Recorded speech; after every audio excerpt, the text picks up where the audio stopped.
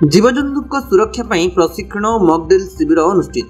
राज्य जंगल परिवेश और जलवायु परिवर्तन विभाग पक्षरु आज करंजिया बनखंड कार्यालय सम्मेलनी कक्ष वन विभाग आपातकालीन उद्धार दल एक प्रशिक्षण शिविर और मॉकड्रिल कार्यक्रम अनुष्ठित हो जायछि। करंजिया बनखंड सहयोग में आयोजित कार्यक्रम में करंजिया बनखंड अधिकारी सुब्रत कुमार पात्र अध्यक्षता करथिया बेले सहकारी वन संरक्षक फाल्गुनी बेहरा, मदन मोहन महार, करंजिया वनांचल अधिकारी प्रशांत कुमार स्वाई, टाटो अधिकारी प्रदीप कुमार ठाकुरमुंडा वनांचल अधिकारी किशोर पाणिग्राही, महुलडिया वनांचल अधिकारी रवींद्र महांत प्रमुख जोग देथिले। कार्यक्रम में 4टी डिविजन केन्दुझर वन्यप्राणी वनखंड, करंजिया वनखंड, रायरंगपुर वनखंड और उत्तर सिमिलीपाल वन्यप्राणी वनखंडर आपातकालीन सुरक्षा दल सदस्य माननकु जंत्रपाति सहाय्य तुरंत वन्यप्राणी मानक जीवन को किपरि रक्षा करी सुरक्षित स्थान को स्थानांतर करने संपर्क में मॉकड्रिल माध्यम प्रशिक्षण प्रदान करा जायतिला। प्रशिक्षक भाव में बारिपदा एसटीआर बायोलॉजिस्ट स्वरूप कुमार फुलंडन जोगदे मॉकड्रिल माध्यम प्रशिक्षण प्रदान करथिले। एही प्रशिक्षण कार्यक्रम में करंजिया बनखंडर बहु कर्मचारी जोग देथिले।